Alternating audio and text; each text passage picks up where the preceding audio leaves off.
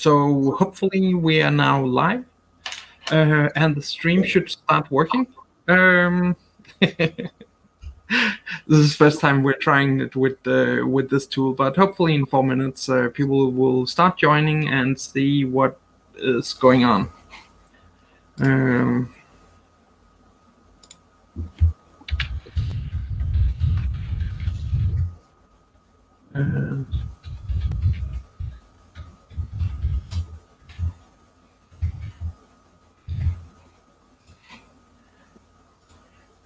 So let's see if that will work. So yes, so it's really exciting to get started here, and I am really looking forward to hear, to see if people have questions that is coming in. Good.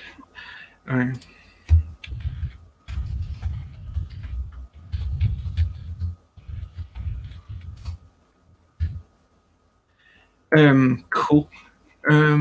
Yeah. Hey, and we got the first participant. Hi, welcome. And where you from? Harsha. I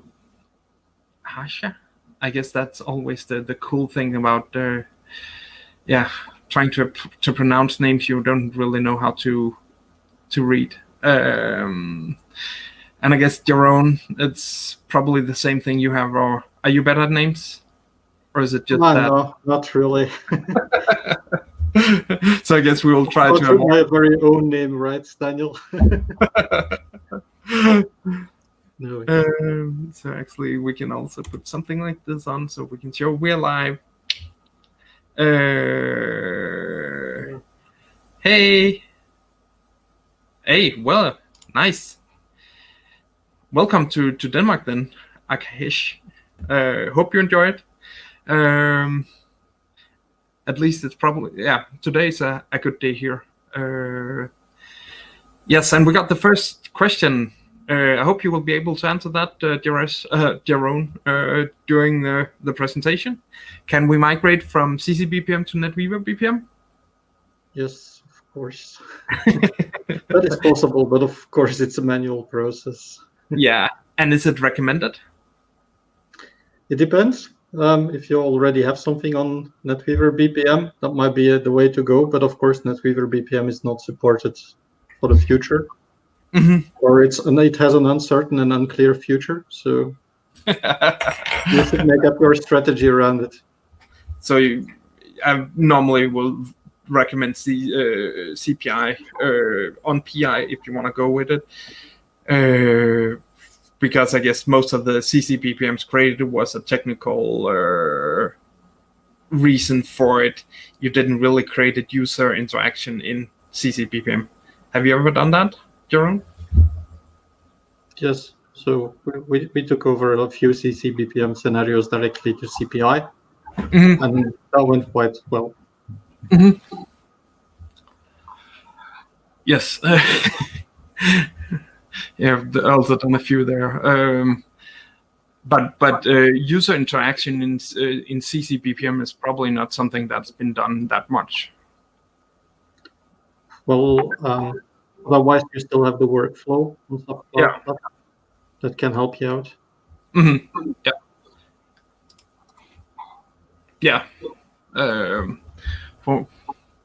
I think for 2 clients I've created some NetWeaver BPMs, and it worked out pretty well. But obviously it depends on your strategy, and it was a little difficult tool to really do user interaction BPMs in. Very often suffers the maintainability. Yeah.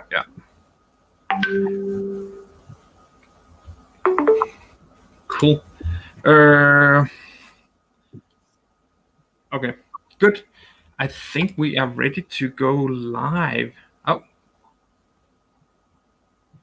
Why? Oh, he's not here. Good. Cool.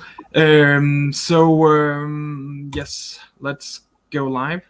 Maybe we'll put So welcome to this webinar where we'll go to talk about, and I will need just to remove this thing. Good. So now we're good. So welcome to this webinar. We'll talk about SAP migration, and I got a guest here, Jeroen from Proclus, and yeah, he's done a lot of migrations, and we'll dig into a lot of these things and lessons regarding SAP migration, what is going on, and stuff like that. So actually, and yeah, put in the chats wherever you are, write, yeah, you're welcome and stuff like that. Please go around doing that. So let's get started. So my name is Daniel Graverson. I've been working with SAP integration, I guess, for 15 years. And one of the things I've been doing in this period has been trying to figure out how to improve SAP migrations and stuff like that, and what makes sense in that perspective. And yeah, I wanted to make it easier. Why is people joining here? They should not join here.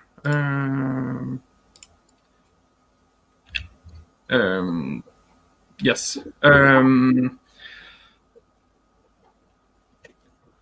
Yes, so making it easier for people to connect to CPI. And sorry.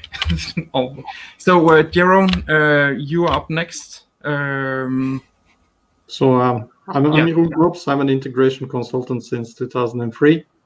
I have knowledge in different integration technologies, SAP and non-SAP, but over the last year I specialized more on the SAP integration side. For the last 6 years, I built up my own company, fully dedicated to integration software engineering. And over the last years, we performed more than 20 migrations. Yes, and we'll see if I can put your LinkedIn profile in. You can always connect with him. There. And if you have been connecting to StreamYards, then it's probably not a good place to be. Yes. Good. Let's get started. I think obviously when you're doing something like this, something goes wrong, and I guess that's not really optimal, but I guess it's what happens. So we have gone through the introductions. We'll talk about a little about the different options that you have when doing migrations or updates.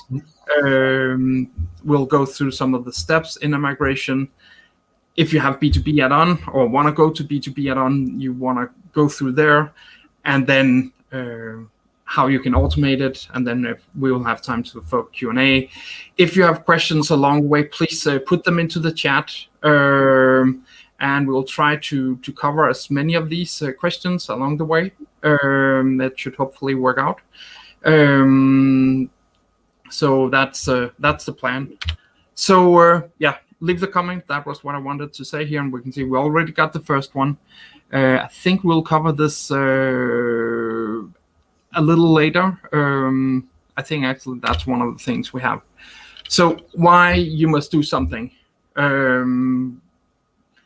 PI, SAP is obviously doing a lot of these things with changing the support and agreements.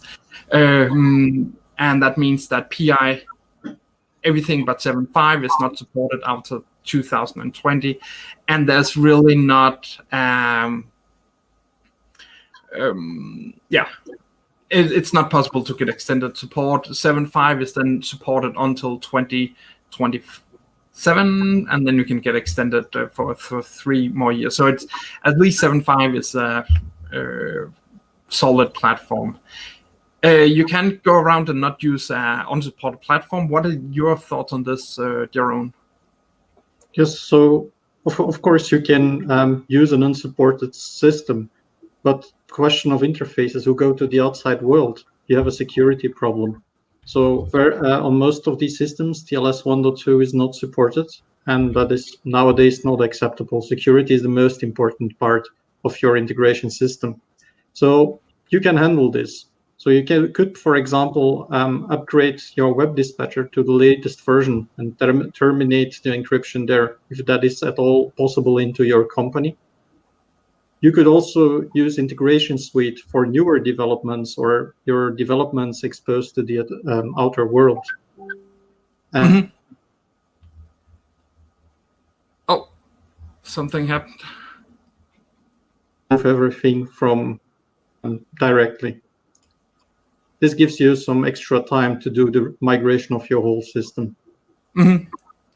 So you would say at least have it as a backup plan. So if you figure out, and I think that's one of the things we have with a client where it's suddenly we have a new requirement with TLS 1.2 and it's not supported, then you have at least have a fallback plan where you can migrate that specific interface to. Exactly. Why you must get 7.5? Your thoughts on some of these points?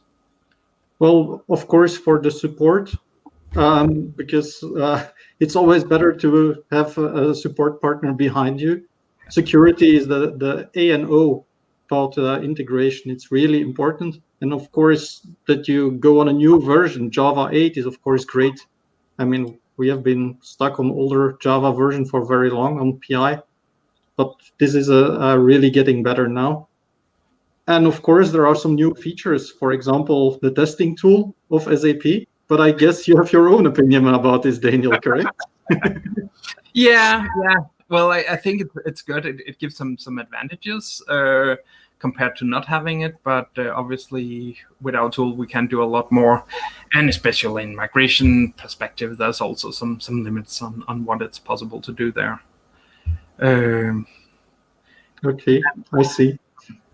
So another option that I like a lot is that you can just deploy CPI content for the cloud on PO itself, and that you can run your new and old scenarios still on premise. That's especially attractive for customers who are very sensible where their data is stored, or who do not yet have the fully encrypted flows in place and don't want anybody else to have a look into their data. Yeah, and as we talked about just before we get started, if you have CC BPMs and want to migrate them, this may be a good tool to get started and try using. Exactly. Yeah, I think we have some other questions on classical to ICO. I think we'll cover those later. And then the B2B add-on is also one of the key features.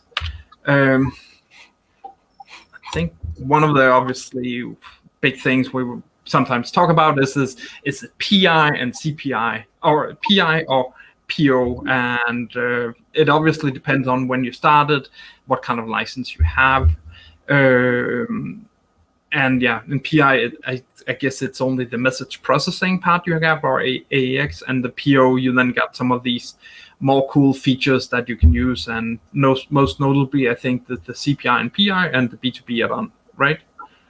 Exactly. So PO just delivers some extra features, and PI was really about a classical V model integration. Yeah, cool. So what are your options? Will you cover this? So, of course, an in-place upgrade of your existing system is the first option. I'm not sure if that is a real option if you're now still on SAP PI 7.1.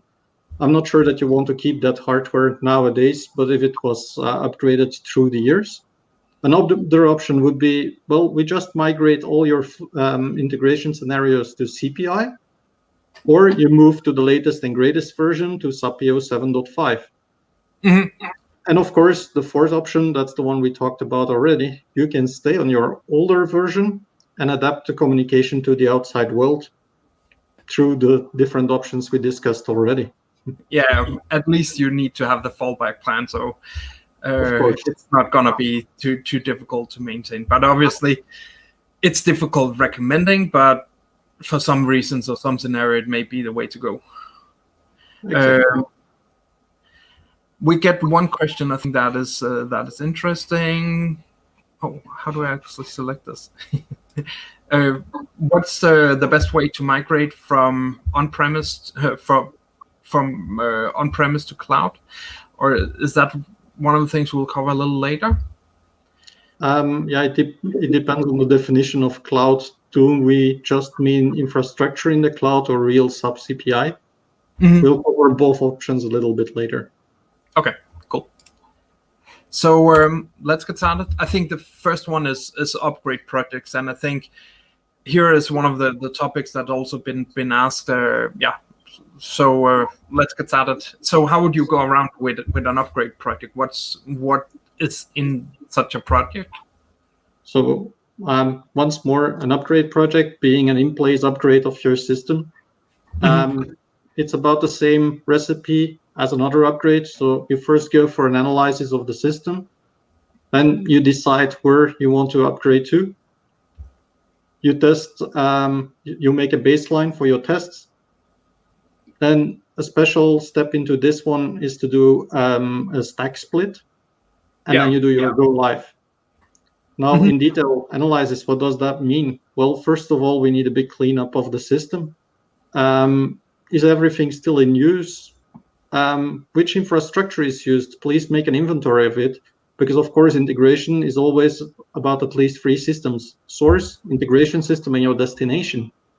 And then we have our favorite SLD. Is it still in sync? How is it handled? How was it handled in the past? Then we go to the second step to decide on a location. Yeah. So where do you want to do the upgrade? Do you still want to do it in your own data center, or do you choose another place? Then we need to establish a testing baseline. And I think one of your products can help us there, right? Yes. So we created a test tool that allows you really to create test cases. Really simple. Just select the ICOs you want to take data from. It will then fetch the data, and you'll be able to use that for testing. Exactly. And then once we have this, we would go to the system and make a stack split. So you need to identify all your old ABAP scenarios, ABAP mappings. And then you need to double check your adapters. Do you still have Seaburger adapters in place? Are all your modules compatible with SAP PI 7.5? You need also to ensure that you have all the correct libraries for all your different adapters. They tend to change. For example, a GDBC adapter, there are very often specialized libraries for the GDBC adapter on Java 8. And of course, you need to move all your interfaces to an ICO. So the classical scenario is no longer supported. And then starts the fun, of course, the whole testing. Yeah. Once you have moved everything. So one question I have is how would you, so as a general thought or recommendation, how, if you have like 10, 15 or 20% classical scenarios versus ICOs, is it something like that will go into place to consider if you want to do an upgrade and stack split?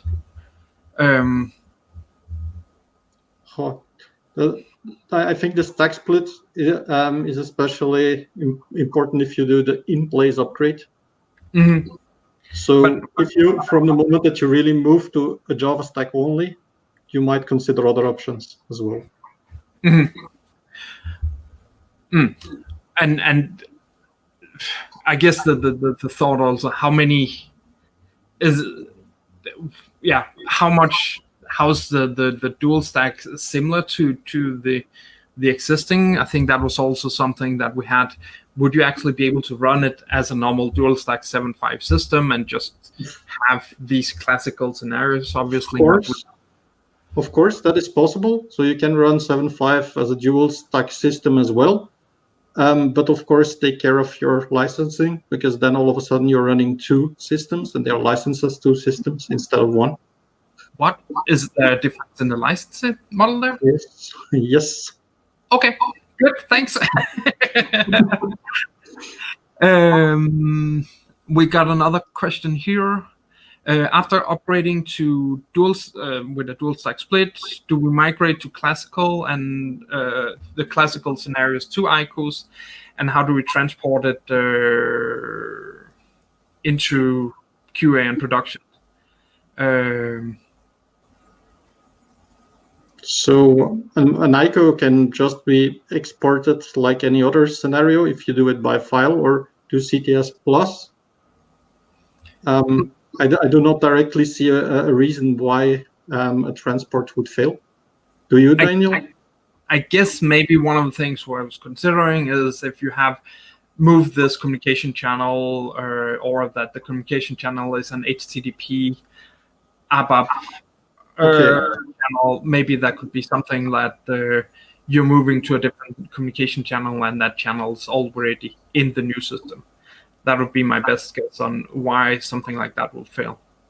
Yes, that is very important when you move classical scenarios, that you move all objects to the Java stack. And then make sure you do that in the full landscape. Exactly. We got one here. After stack split, will my CC BPM run smoothly? Or do I need to create yes. So yes, of course, you need to arrange the communication between both servers. And then everything will run smoothly.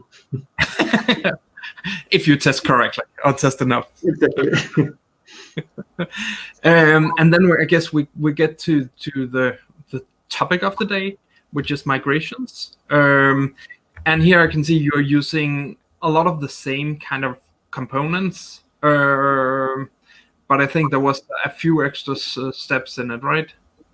So in general, it's the same recipe to migrate. The bigger difference when you do a migration, you automatically change your infrastructure, and then you need to ensure that the performance on the new infrastructure is as similar as possible to the old one you used.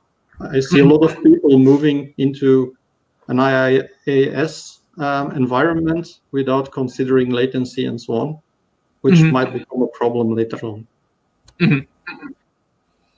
Yeah, obviously, most people a lot of customers are moving to whatever the cloud with the different systems, and if they suddenly on two different platforms, what's the latency? And then, no, let's skip that one. And I guess this is also part of these things. What kind of limitations do we have on the different platforms? So sure, every system has its limits and his possibilities. So if you migrate to SAP PI 7.5, then of course you will need to check if everything is supported. The old Seaburger adapters are no longer supported.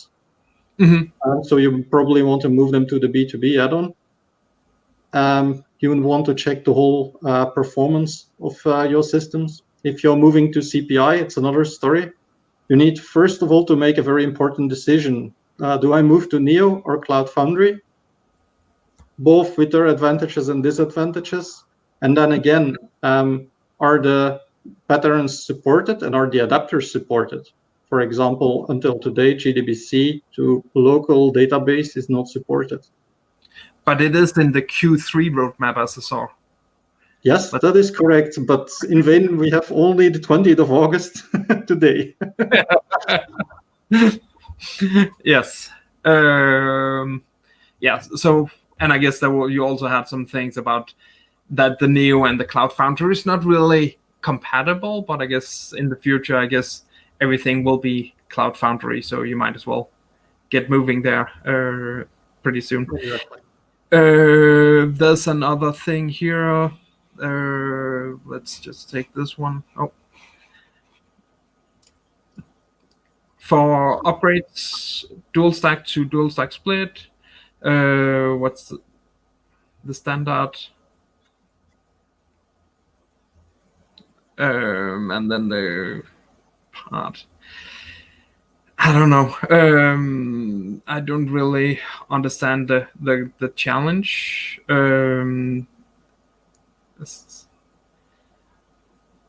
So I don't. Yeah. So HCM, I guess, has been delivering some pre-delivered content and now you want to move to 7 or to SuccessFactors, as I see here later. And obviously, you probably want to just skip that type of integration and go directly for CPI, because that has some better advantages instead of migrating something that is on a different platform, right? Yes, I don't think that the system will not be supported anymore, but on CPI you have, of course, the advantage that it follows up with the SuccessFactors upgrades. A good example was a week ago I got an email from SuccessFactors that they changed the security policy again on their passwords, and of course that has followings on your whole integration. Yeah, I think here's also a good one. Do you handle mapping Java mapping changes? Yes, of course, that comes with the problems that are described by Anusha. So yeah, you have compatibility problems between the versions, especially if you make a big jump. Yeah, But that's also true for UDF, so not only for the Java mappings. yeah. And I think the UDF is a standard Java 1.5 compatible, but in exactly. 7.5 newer patches, you can select it as Java 8, which is probably recommended. But yeah, there's probably some method that is not going to be there if you have used deprecated functionality. But I guess you'll find that in test. That's probably the best place to find it. Or when you compile it, the compiler tells you so. And of course, at UDFs, don't forget the magical drop-down box to change your Java version. That is very often causing problems. Yeah. Okay, I'll just skip this. Let's continue. Beca Addon. There is actually a video here where I try to. So one of the big challenges, and we talked about this before, is obviously you have a Beca mapping, and how do you actually make sure that it's supported in B2B add-on? And you said it's something that takes a couple of hours to do, and here I show what you can actually do in a few minutes, or in less time it takes than creating a cup of coffee, that you can actually migrate these things. So is that something you want to see how that is actually possible? So we can just go here. So let me see here. So here I have my message mapping. It's the same one as you saw on the coffee cup shot. And what I'll then go is I'll go into the CAF tool. I'll select the software for where the message mapping is. I'll select the schema where I've uploaded the new B2B add-on schema. I will press convert, and then I'll download the mapping, figure out, and the schema, figure out how do I map each different component. And we have created a lot of algorithms that support all different kind of things. And CPU load on my computer while streaming is pretty high. So it takes a little longer. So obviously, yeah. Big cup of coffee, an American cup. Yeah, I can go get one, and then you can just push. And now if we go back to the message mapping, it's then in my change list. So we can see here in my change list, and here we can see if everything works, that it is now using the B2B add-on instead of the schema. So it takes all the way of mapping the different structures. So this really simplifies the process and delivery, and it's 100 euros per mapping, and if you buy more, you get a good discount on that. So that's a little about how you can at least take the Beca migration part and make it simpler. Questions, comments, put them into the chat. So I think, yeah, we have this example we have here. Cool. List of objects to migrate. Yes, so it's elementary to have a very good list and a good overview of what you want to do. Mhm. You need to gather the difference, as I told before, on an infrastructural perspective, but also make a good list of all the objects you still need to move. Old ABAP mappings, UDFs, ABAP adapters, eventually modules that you are using. And it's also very nice to have a very good interface catalog that is understandable as well for you as a technical person as for your customer. Mhm. And here I also prepared something. So one of the things that we do offer as a part of the CAF testing a DevOps or migration tool is a function that where you can select. So it has a full inventory of all your different mappings and everything that goes on in your system. We have this one that says operation used transport, and we can just create here, and it will take all the data, from what's live, and what you'll then get is a report that looks like this. From a scenario perspective, which scenarios do you have, and how many messages has been processed in each of these? And based on this information, it can both figure out which modules you have, and then roughly there's a lot of uncertainty in what we can actually achieve and what can be calculated, but it will give you an idea about which modules you have executed, how many times they've been executed, and how many channels these modules has been used on. And the other one is it will give you this report, and here you can see all the operation mappings and all the message mappings you have in the landscape, and how many times they have been executed and failed and stuff like that. So you actually got this whole information. So a lot of the analysis can just be done by the click of a button, and I think this is actually one of the free thing we have in the tool.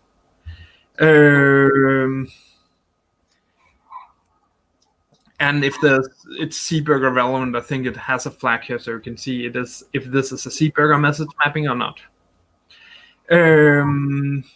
We get another question. Let's take this later. Can we migrate CBurger Workbench from older PI to PO? What's CBurger Workbench? You know that, Jerome? I think it's the tool that generates the whole messages and so on. But if you want to have the tool itself that will no longer work, you use the B2B add-on interface. And that's a little simpler and have not done as much. So I guess the challenge is how much logic have you put into this B2B one-to-one mapping versus in your message mappings. So you need to, if you have put a lot of logic in there, you need to figure out and put it into the message mapping and convert the message mapping with the hopefully the CAF CBurger migration tool. So that was a little about understanding your current landscape and what was going on in it. Testing. Yeah, so after you did the migration, you moved all your objects you need to test, which might be a very tedious task because you need to reprocess all these transactions and check if the whole routing is correct, if the mappings are still working because you adapted them, and if every module is still doing what is expected to do. Mm-hmm. But even there you have a solution, right, Daniel? Yes. Actually, I think we'll cover this a little later, but we do have the testing tool that can take data from your productive system, and then you can run them through your development or QA system and see if it is producing the same result. If it is, then you know everything has been successful. Otherwise, you probably need to figure out what was wrong and fix that part.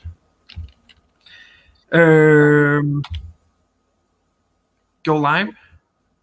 Yeah, of course, that is the endpoint where everyone wants to end. Yeah, you take live all your interfaces at once. No, better do it in small parts and ensure that you have a fallback option in case something wouldn't work. Of course, nobody wants to be in that case, but I've learned over the different migrations that very often production isn't that the same as was QA. So it's always good to have a good fallback plan. Yeah, and I think definitely when you're doing migration, it's a lot easier. You can go live with a small subset, and see how it goes, and then if it goes correctly, you can then view that data. And yes, sorry, we should not have put the slide deck in. We will we'll share it afterwards in the LinkedIn event. You can see it there. Yes, so go live, fallback, and I guess a part of this is also doing it in blocks and make sure that you don't get everything critical. And I think that's the key advantage of a upgrade versus or a migration versus an upgrade, right? Exactly. And anticipate on the number of possible errors and see that you can handle them, not that you get a tsunami of problems towards yourself. Yeah. Why do you want to outsource a migration? Of course, it's a very tedious task that most people don't like, and it will put your whole attention in the direction of the migration and might stop other projects. So I guess it's always a good idea to give a migration away. There is no real strategy inside it because the strategy is in the already created interfaces. So I think it's always good to outsource a migration. What is your opinion about it, Daniel? I think it's a lot the same thing, that it's not really a key business requirement. It's a one-time effort. You will do it, and then it's difficult just setting everything on hold for 1 to 6 months or whatever it will take to do your migration, and therefore this makes a lot more sense to just do it with someone else, for that matter.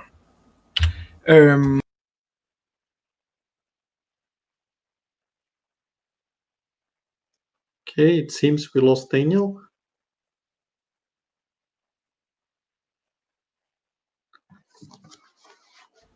Did I drop out? Okay, Daniel is back. Great to have you back, Daniel. Hope you got everybody, entertained everybody. And I need to share the screen again. 2 monitors, yes. So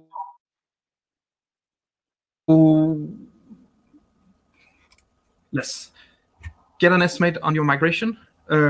So we have Jerome here, and he has done, as we talked about, quite a number of migrations. So if you want to get some feedback on how you can migrate, then drop him an email with some info about your projects, and then he will be able to schedule a meeting, see how he can help.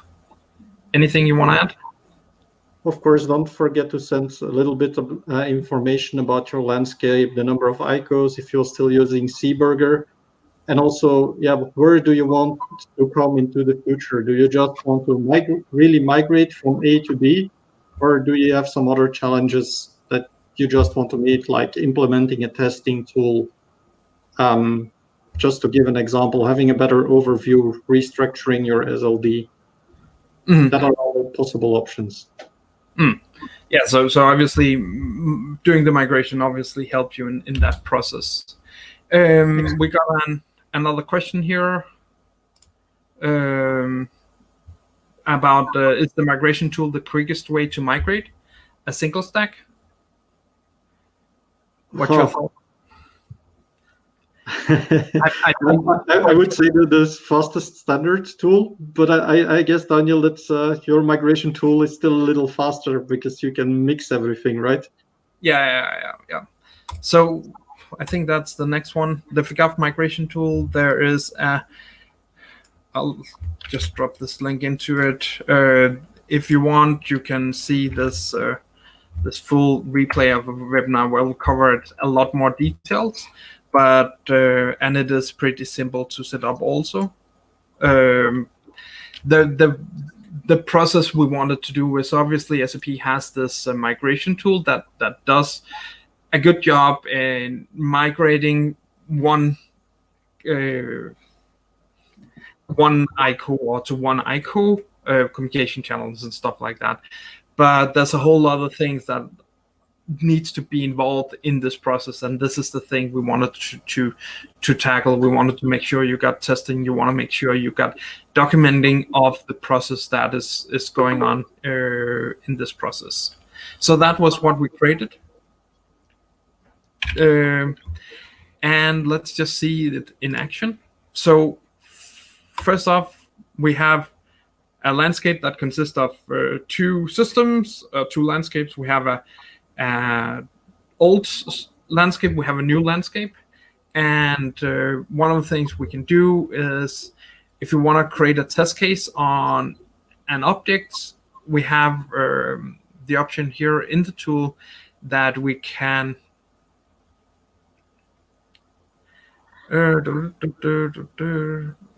so if we want to select here multiple ICOs, we can then create recordings, and this recording will then take these 5 ICOs, 4 ICOs, create a test case on them.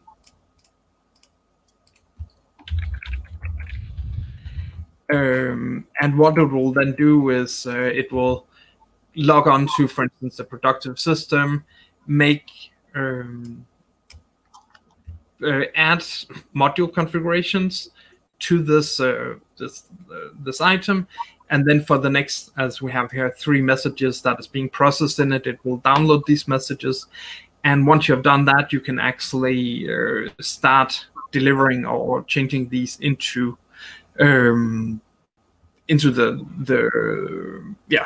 landscape. So it is pretty simple to create test cases, and there's a lot of different options in creating these tests. So before that, we will, from our productive system, select all the important things, and it also supports data from your dual stack systems. As a challenge with the SAP is that you needed to have the system patched after whatever, when is Service Pack 15 was released, so they need to be patched after January, February 2019. If they're not, the FIGAF or the standard SAP testing tool will not allow you to do this. So, and then it's just about setting this up and wait until you receive the number of messages. Now we come to the migration part, and here one of the things we have, and this is also the things that correspond to normal migrations, is that you will create migration waves where you would say, okay, we have these different phases of our migration, and in that we will then create a migration. I've already have one, but the idea is in this migration phase, you will then define, you can go here in the configuration, you can specify what are the source landscape, what are the target landscape, where it's the new landscape we have, and then you can specify the migration. How do we migrate from the old system to the new system? So that's it. And what we'll then do is we will add a scenario. It's a migration scenario. It knows which system it's from. We can specify that it needs to take all the test cases that we have already. We can add some systems that we have created data for, and we can see here it is this icon. You can select multiple if you want to. It's the same process. So you can obviously select all finance or whatever is in this wave, but for now I just want to take one, so it's a little simpler to handle and see what we have done. And the idea is now we have created this ticket, and we have an option here that says the different tickets that is involved in this, and we're creating 2 tickets, one that move it from our development or from the old system to the new development system. And I think this is a little of what the SAP Migration Tool is doing. But in this case, it will also do the repository object and make sure you have migrated all the ones that make sense for you. So we have our tracked object here. We can see for the scenario what are all the different objects involved, and we can see it's both directory and repository we have here. We can see the test cases, which test cases we have selected from here, and that means we can also ensure we have testing for it, and we can then run this on our old system and to see if it works or not. We will switch to the development process. And now in the development phase, the idea is we can create a transport, and the transport will then create a transport that takes the data from your, from the old system, convert it and figure out to apply the different scenario mapping that you need. And you now have a bunch of transport for the different objects. You can then go through and just import these. So this, so the directory or repository, there's not much you can do in that perspective other than import it. We do have this small box that allow you to actually see what was changed between the different versions, which is pretty nice. And then for the directory, we also have the option here to configure what is the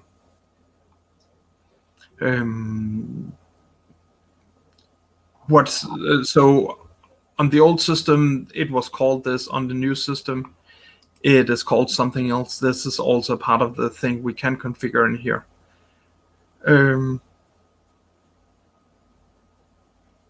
So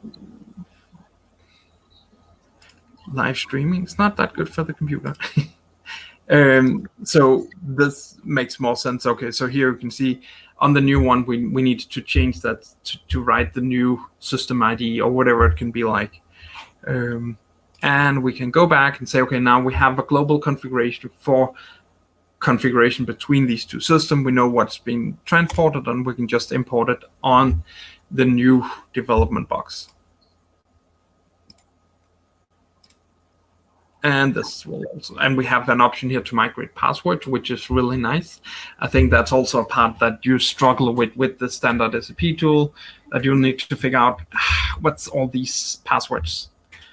It's the major struggle when reactivating your transports, right? Yes. So now we have moved everything to our development system. We could now run the test cases, except these test cases has been marked as confidential. So that means we can only actually run them on our QA system, if I remember correctly. So it's marked as confidential, as secured, so we can actually not run it on this development box, but that's something you can configure. So now we're done with that. And we can see, oh, did I actually mark it as migrated? No, I didn't. It is in transport.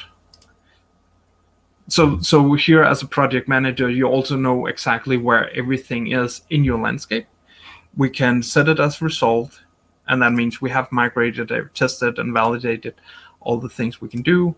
We can go to our migration, and now we can see in our migrated test, this 94 has been migrated. We can migrate all the configuration, so it will take all connections information from the old system and apply it to the new one, and take passwords also.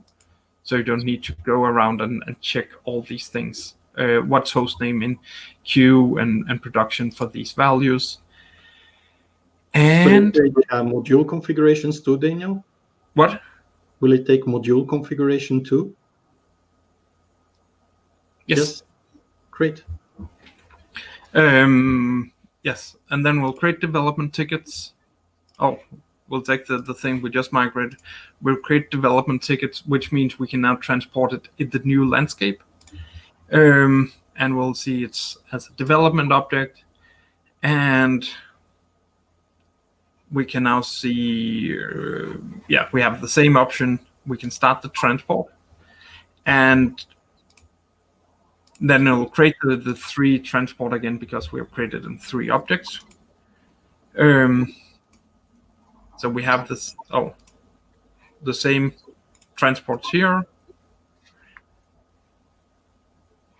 We can see what was changed. Obviously, have migrated this a couple of times. In the new landscape, we have approval phases that allows or requires people to approve it before we can transport it, which is nice. So you can actually understand what's going on and who is making which changes in your landscape. So we'll send it to approval.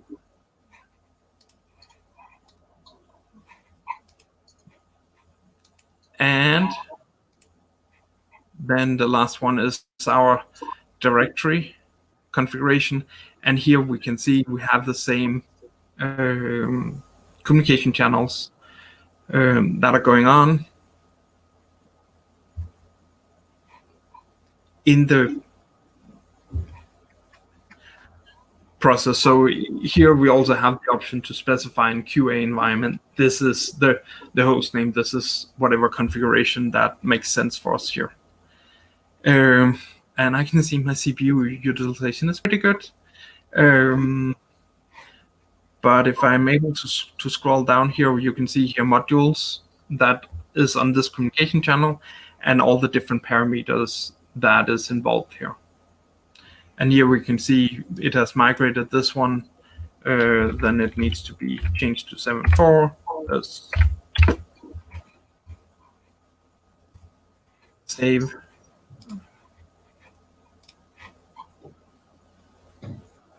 So I can adapt my configurations in different sets depending on the environment I'm moving it to? Yes. That's great. It's a neat feature. Yes, and this is a part of the normal DevOps process tool we have that allow you to actually handle changes. So you don't need to, every time you import a transport, you will need to do something with it. With this, you can just import it and then it'll run the configuration on. Okay. So we'll send it to approval. And again, I'm also an approver, so I can approve everything. And then it's just about importing the same way as we've done before with this data. Just skip it here.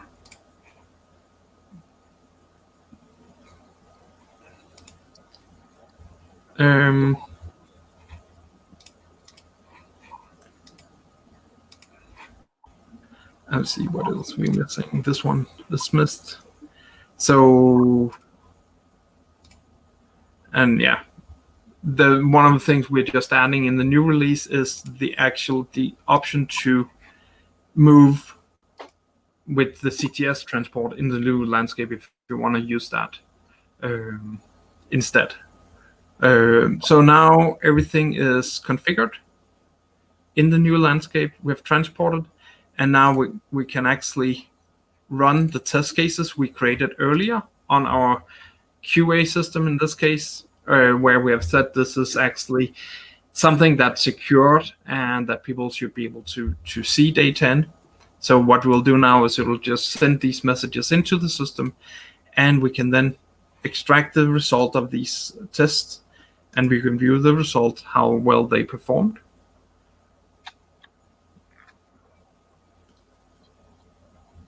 And we can see there was actually some diffs here, which was good. We can see that it was the date. This is a secure test case, which means we will actually mask all the data. If you have the correct role, you will be able to unmask the data.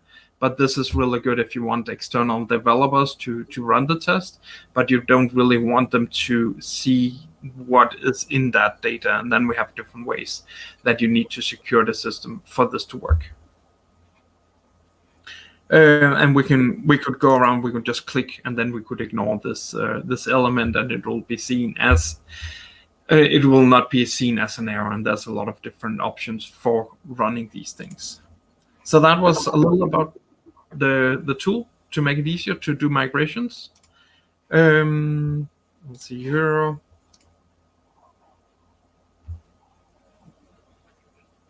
So yeah, it is using all the CAF tools that we have. There's a price per IQ that you're using for migration, and it includes the test, the change management, and some documentation we'll also be able to create for this. And then you can, once you have it and you can obviously see some of the benefits, you can still use the tool as a DevOps, but will obviously find some licensing, or there's a licensing for using it as a DevOps tool after your migration. The first 10 migrations are for free. So just go to the CAF website and you can sign up and try it out there. That was what I think we wanted to say. So there's time for Q&A.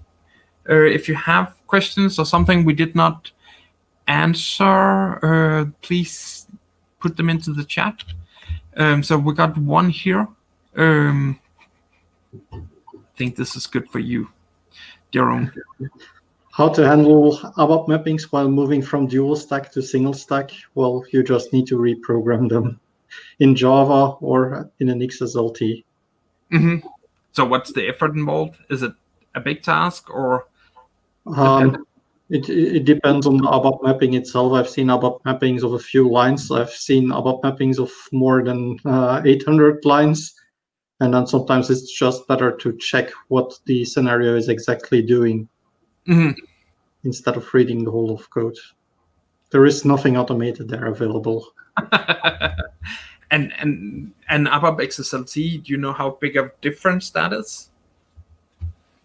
Well, XSLT is mostly the slower option, but of course it's also a good option if you want to become platform independent. That's back again a strategy. XSLTs are also more and more used on CPI. There we have already XSLT 3.0, so there it's faster than on traditional PO. Okay. Yeah, I think that is definitely a big topic on this, which platform makes most sense, and I really love XSLT for doing mappings. Every solution has its advantages and disadvantages, so I like XSLT being a programmer, but of course you know as well that the normal graphical mappings have their strengths with people who do not have very high programming skills. And sometimes they help the business in identifying problems within the flow. Yeah. Any other questions? Do put them into the chat. And yeah, great. You could join if you want to get some ideas on how you can perform your migration. Do drop Jeroen an email. Let me see here if there's anything else we need to. So obviously stack split is a huge issue. How do you handle that? But I think in most cases, probably migration is a better option there. Is there any tool to change CC BPM to NetWeaver BPM? No, there is no tool. It needs to be done manually. Yeah. And in that case, also consider to migrate it to CPI because that is a better plan for a lot of things.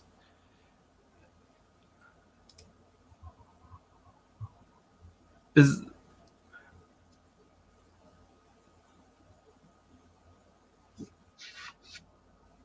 an interface tool to get support with identifying differences between interface according to business logic.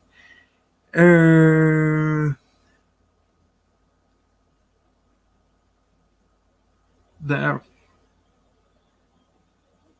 I don't know if you will be able to use some kind of a logic to figure out which packages of ICOs, isn't that how you read it, Jeroen? That you want to migrate together. So I read this how to check the interdependencies to create the right packages for go live. For example, all order interfaces together, so that they're all on the same on the same stack. That's how I understand it, Daniel. Okay. So I'm not sure. Can your tool do that? No. At the moment, no. I guess it's also one of the things where you want to figure out. Yeah, obviously, if you figured out that you had some, I don't know how you would figure out if automated if there was any interdependencies between two objects. Well, a manual solution would be to check the service interfaces and the messages behind it, and then correlate them with the ICOs. Or you could look at the business systems if it is connection to, for instance, a third-party warehouse or whatever. You probably know there are some differences between these scenarios. Yes. So it will be a manual solution. Yeah. And yes, there's a recording. Actually, you can click on the same link. This is the recording, so it is already the same place you are. So you can actually just scroll back and see all the data you need already. At some point in time, I'll probably just cut off the beginning, so we start at the top of the hour. Let me just see here if there's.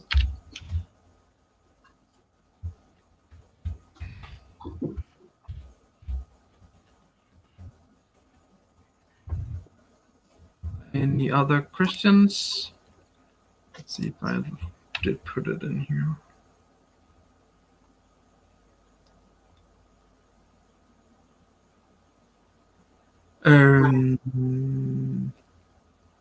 Good.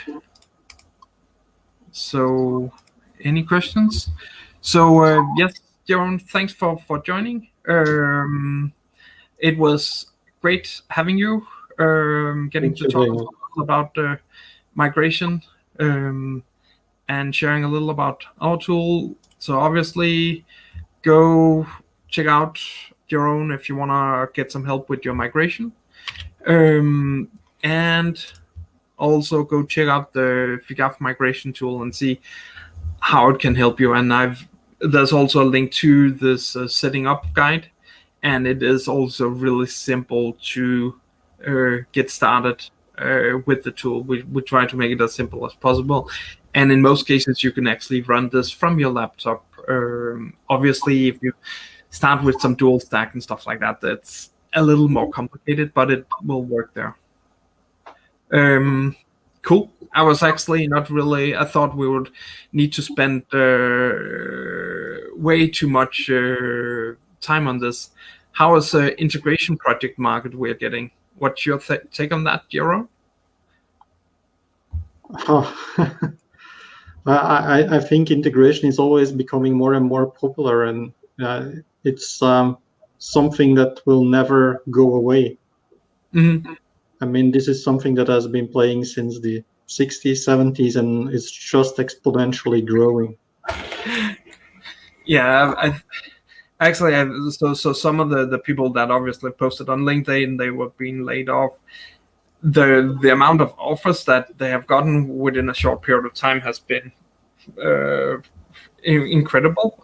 So I think there's definitely jobs with regards to integration out there, but obviously you need to find the right place at the right time.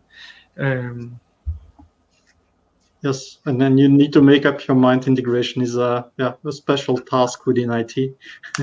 Let's put it that way. Yes, so I think that was also one of the thing I had when I saw the CPI and all the pre-delivered content. But now I see it's good, it does help, but there's still going to be need for integration.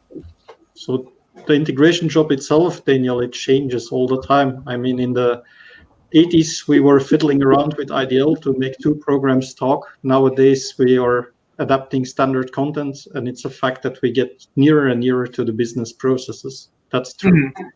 Yeah. Cool. Yes. Thank you for joining, and I guess I'm a little out of focus. Thank you, everyone in the call, for joining. And if there would be some more questions, don't hesitate to contact us. Thank you, Daniel, for this opportunity. Perfect. Cool. Good. Thanks. Yeah. Be sure to subscribe to my LinkedIn page or LinkedIn profile. I will be creating more of these type of events to show what we can do and how we can automate SAP integration. So thanks for joining. And